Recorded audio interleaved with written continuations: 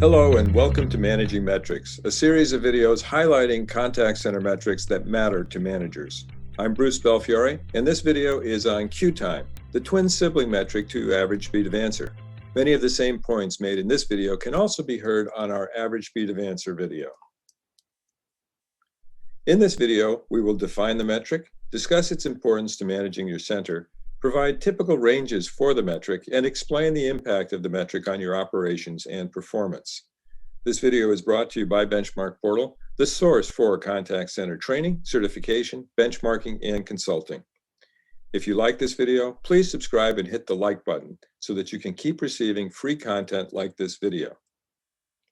Queue time is the time it takes for a call to be answered by an agent from the point when the caller first selected the option to speak to an agent, usually in the ACD, assuming that the caller actually goes into queue.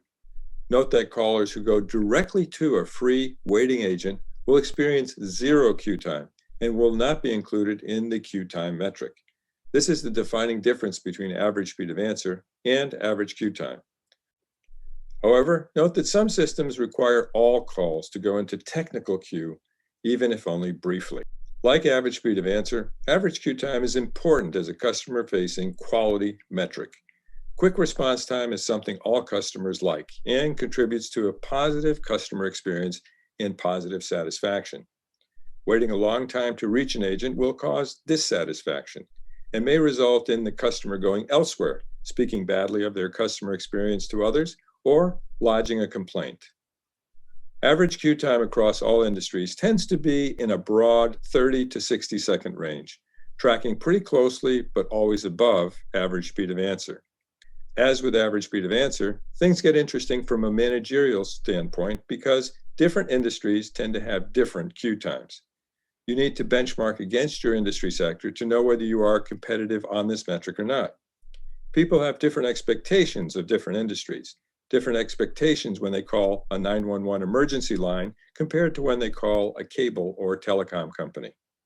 Since lowering queue times and average speed of answer often requires adding personnel and therefore increasing costs, it's important for you as a manager to know if that improvement will actually increase customer satisfaction and, by inference, customer loyalty and repurchase.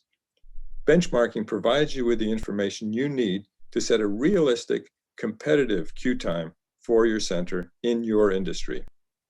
Again, as with average speed of answer, average queue time will have an impact on other key metrics as well.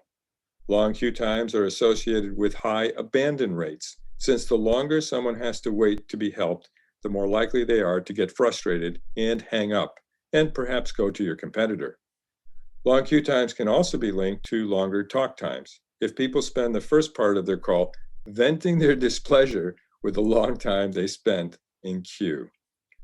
All of these elements can obviously result in lower customer satisfaction and can have an impact on agent satisfaction, since agents who are continually pressed to get to the next call in queue will tend to have lower satisfaction and will be more prone to burnout, especially if that next caller is annoyed from a long wait time.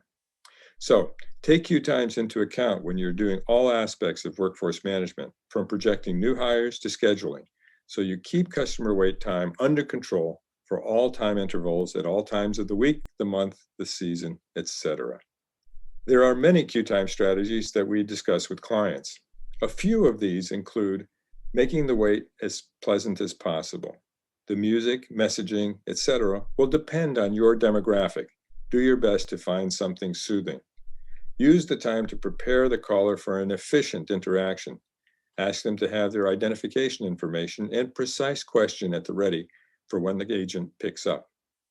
Share the wait time with the caller and keep them updated if the queue is long. Offer a callback option so they can return to other things and not be stuck simply waiting. You may consider options that identify high-value customers and push them to the front of the queue. There are many other best practices strategies that will depend on your center's situation and strategy and the technology available to you. Technology which is evolving quickly and is involving more sophisticated ways to identify and serve customers. That's our quick take on queue time. And now I have a couple of quick queries for you. What is your center's average queue time?